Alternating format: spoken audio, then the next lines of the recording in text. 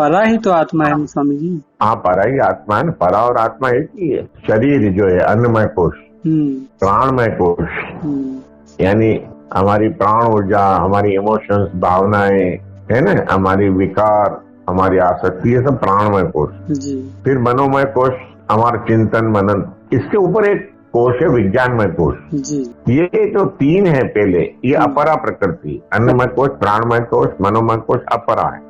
विज्ञानमय कोश से यानी यहाँ पर साक्षी, दृष्टा है ना, ये कोई क्रिया नहीं करता, मात्र देखता है। लेकिन ये बीच का है, कुटस्थ है, इसको कुटस्थ भी बोलते हैं। अब इसमें जो चैतन्य तत्व है, जो क्रिया नहीं करता, मात्र देखता है, इसका जन्म शुरू होता है विज्ञानमय कोश में। ये चौथा शरीर है, ये सोया हुआ रहता है हर इंसान के अंदर। और इसके ऊपर है आनंदमय कोश, वो है समाधि का। अज्ञानी व्यक्ति में ये दो सोए हुए रहते हैं। अज्ञानी व्यक्ति जब आनंदमय कोश में जाता है तो सो जाता है सुषुप्ति में, और विज्ञानमय कोश में स्वप्न देख। लेकिन साधक का ये विज्ञानमय कोश और जागने लगता है, और ज्ञानी में और भी उच्च साधक में आनंदमय कोश में भी उसको स्थिति हो जाती है, यानी सविकल्प समाधि लगती। और जो शुद्ध तत्व है, जो कोशातीत है, जो गुणातीत है, भावातीत है, तुरिया है, वो है इसके भी परे। लेकिन इसके परे का अर्थ ये नहीं होता है कि दूर, परे का अर्थ यहाँ दूर नहीं है, परे यानी इससे श्रेष्ठ है। तो वो विज्ञानमय कोश में जो हमको साक्षी का अनुभव हो रहा है, वो परा का ही अनुभव हो रहा है शांत मन के द्वारा। और आनंदमय कोश में जब वो समाधि में अनुभव हो रहा है, तो समाधि मन में बीज रूप में मौजूद रहता है, समझ रहे हो आप। तो वहां पर और ज्यादा स्पष्ट अनुभव होता है। और निर्विकल्प समाधि में वो अनुभव लौटता नहीं है। सॉरी, हम लौटते नहीं है निर्विकल्प समाधि में, यानी विकल्प मौजूद नहीं होता है कि अहंकार वापस नहीं लौटता है, मैं लौटता नहीं, फिर उसमें स्थिति हो जाती है हमेशा। तो वो खास चीज है। तो परा का अर्थ होता तुरीयावस्था शुद्ध रूप से। लेकिन परा प्रकृति जो है वो विज्ञानमय कोश से शुरू हो जाती है। उस चैतन्य तत्व का प्रागट्यकरण विज्ञानमय कोश से शुरू होता है। निर्विकल्प समाधि तो ध्यान में बैठने पे आएगी ना, कि मतलब व्यवहार करने भी आती है? ध्यान में बैठने से ही आएगी ना। देखो, ऐसा है कि आप ध्यान में रोज बैठ रहे हो, तो ध्यान में बैठने के बाद उसको व्यवहार में साधोगे कि नहीं? साधेंगे ना। तो वो निर्विकल्प समाधि फिर कभी नहीं घटित होती। फिर उसमें अंदर बाहर बैठना उठना भेद खत्म हो जाएगा। लेकिन बैठना तो जरूरी है ना। घटित कभी भी हो सकती है। घटित हो गई, नहाते हुए घटित हो गई, बैठते हुए हो गई, लेटे हुए हो गई। लेकिन वो परिणाम तो बैठने का है ना। आप समझ रहे, आप खाना तो आप बैठ के ही खाओगे, फिर हजम तो तब होगा जब चलते फिरते भी होगा ना। तो सही है, आप लेते हो कुछ भी करो तो हजम तो फिर अंदर होता है, वो उसकी प्रक्रिया चलती रहती है। ऐसा कहीं देखो, जैसे जनक राजा थे, है ना, वो जब अष्टावक्र में उन्हें ज्ञान करा तो क्या घोड़े पे चढ़ रहे थे, तो एक पांव उसमें था और दूसरा पांव घोड़े पे, ऐसा कुछ था ना। तो उनको घटित हो गया, है ना। कई लोगों को अलग अलग तरह से घटित हुआ।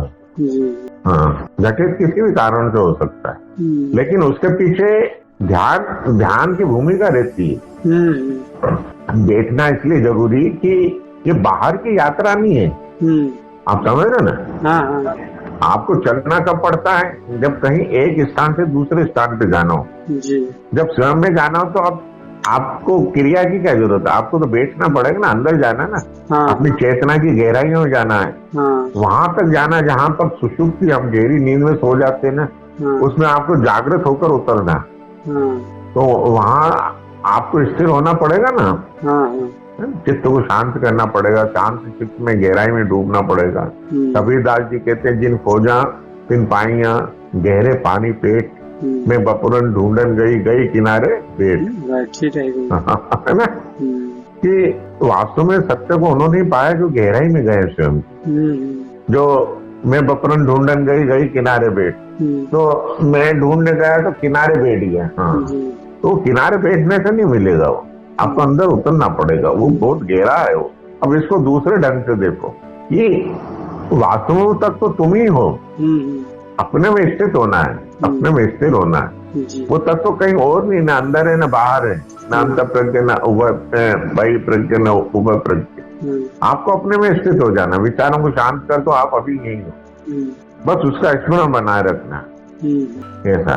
अब वो क्या है, इसको ये बड़ा अजीब सा है, जब आपको अनुभूति होगी तो आपको हंसी आएगी। सही बात। हाँ, ये तो सदा मौजूद है। हाँ, कबीरदास जी का है ना, मैं ये भी नहीं करूं वो भी नहीं करूं, फिर भी वो बना हुआ क्या है वो अच्छा सिद्ध हुआ। आँख न मूंदू कान न मूंदू काया कष्ट न धारू खुले नए हंस पहचानू सुंदर रूप निहारू। हाँ, फिर हाथ आँख न मूंदू का तो वो कुछ भी करने की जरूरत नहीं, वो इतना सरल है। वो आपका स्वभाव है ना। तुलसीदास जी ने कहा कि शंकर सहज स्वरूप समाना लगी समाधि अखंड अपारा। तो भोलेनाथ जी शंकर, यानी शंकर हर आदमी शंकर ही है ना। सहज स्वरूप समाना, हमारा जो सहज स्वरूप है होनापन, उसमें समा गए। यानी समाने का मतलब आपने विचारों को, मन को छोड़ दिया, हटा दिया, जैसे सांप केंचुली को निकाल देता है, त्याग देता है। लगी समाधि अखंड अपारा। अखंड यानी अखंड समझते हो ना, कभी नहीं टूटने वाली समाधि लग गई, अपार, जिसका कोई पार नहीं है। कहने का मतलब ये कि हमारा स्वरूप ही समाधि है।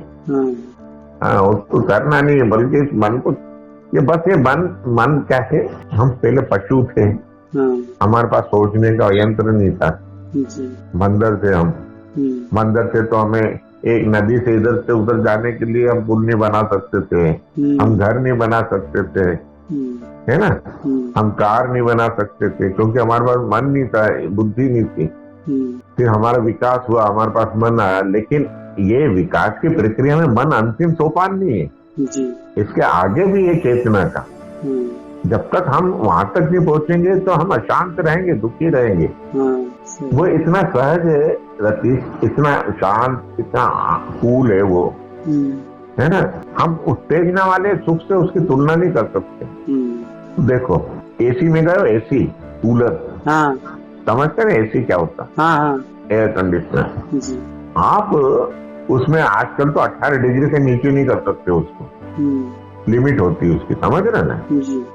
वो उसका लोड ही नहीं सह सकता। उदाहरण के लिए ठंडक कितनी सहन कर सकते हैं, देखो 18 डिग्री सेंटीग्रेड तक तो आपको प्लीजेंट लगेगा, ठीक है। इसके नीचे जैसे जैसे जाओगे, वो ठंडा वो ठंडा वो ठंडा, तो आपका शरीर कांपने लग जाएगा। सही है। इतना ठंडा हो जाए कि माइनस में हो जाए, -10 डिग्री से 3 डिग्री, तो आप तो मर ही जाओगे। सही है ना। तो सुख जो लेता है ना, ये एक्साइटमेंट वाला सुख, और एक होता है कि जैसे 18 डिग्री सेंटीग्रेड का टेम्परेचर, 20 डिग्री का, वो प्लीजेंट होता है, ना ठंडा होता है ना गर्म होता है।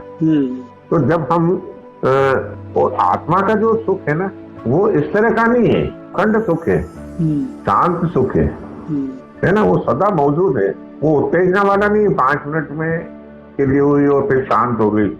आपने रसगुल्ला खाया, अच्छा लगा, फिर उसके बाद क्या नीचे गले पे उतरा, फिर कहाँ टेस्ट, कहीं नहीं है। तो उसमें उत्तेजना नहीं हो, सुख में उत्तेजना वाला सुख नहीं है, क्योंकि उत्तेजना वाले सुख में दुख होता है, फिर उसमें ऊर्जा खर्च होती है और वो टिकता नहीं है ना भाई। एकदम एक तीव्र उत्तेजना पैदा करने के लिए शरीर को श्रम करना पड़े, और जो अपनी शांत सुख है, जो शांति वाला है, उसमें शरीर को उत्तेजना थोड़ी पैदा करना पड़ेगी, वो तो है, उसका स्वभाव है। तो ये जो शांति वाला सुख है, बहुत प्लीजेंट है, सतत बना हुआ है। हाँ, अब जैसे अपन यात्रा में जाते हैं एंजॉय करने के लिए, लेकिन लौटते हैं तो थके हारे लौटते हैं। आप कोई पिक्चर देखने जाते हैं टाकीज में, 3 घंटे बाद अपने कैसे थके हुए निकलते हैं। हम दोस्तों के साथ गपशप करते हैं, गपशप के बाद कैसे अपन थक जाते हैं। हर चीज में देखो आप, संसार के किसी भी सुख में का अंत दुख में होता है, समझ रहे मैं। तो जो आत्मा का सुख है, बड़ा शांत है, प्लीजेंट है, तो वो सदा मौजूद है। तो जब हमें उसका अनुभव हो जाता है, तो हमें ये सब चीजें कोई वो नहीं लगती, खिंचाव नहीं होता। बस ये मन को गिरा देने मात्र से हो जाएगा, इसको कुछ नहीं करना हमें।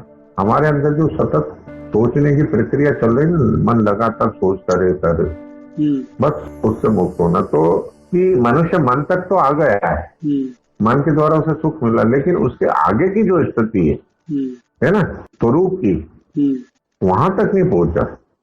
तो वो जो स्वरूप है बड़ा शांत और सुखी है, तो उस सुख को मनुष्य अभी भी ढूंढ रहा है। हर मनुष्य उस परम सुख को ढूंढ रहा, समझ रहे आपने? अच्छा मकान बना लूं, अच्छी सुंदर पत्नी मिल जाए, अरे सुंदर पत्नी भी तो उसको ढूंढ रही है, वो भी दुखी है। आप मेरी बात समझ रहे हो? हाँ, सभी ढूंढ रहे हैं। तो हम सोच रहे हैं हम दोनों मिल जाएंगे तो एक दूसरे को सुखी कर देंगे। कैसे कर देंगे? पॉसिबल ही नहीं है कि नहीं है? हर पत्नी के, तुम्हारी नहीं, सभी पत्नियों की।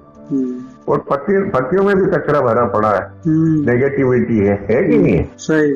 तो हम क्या कर रहे हैं, सोच रहे हैं हम एक दूसरे से अदला बदली कर लें, कुछ नहीं होना। तो वो सुख को हर इंसान ढूंढ रहा है, लेकिन वो सुख ढका हुआ, ऐसे ढका हुआ है जैसे जमीन के अंदर गड़ा हुआ धन हो रहा, हमें पता नहीं, हम उसके ऊपर बैठे हुए।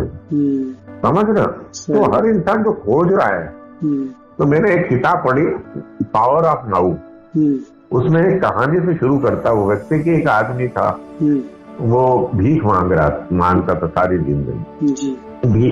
ओशो ने दूसरे ढंग से सुना इसको। तो एक दिन एक व्यक्ति ने कहा कि इसको खोदो जहां तुम बैठे हो। तो उसने खोदा, उसके नीचे तो खूब सारा धन मिला उसको। तो दूसरे व्यक्ति ने कहा, ए भिखारी, क्या है उसके नीचे? तो क्या भिखारी किसको बोल रहा? समझ रहा है?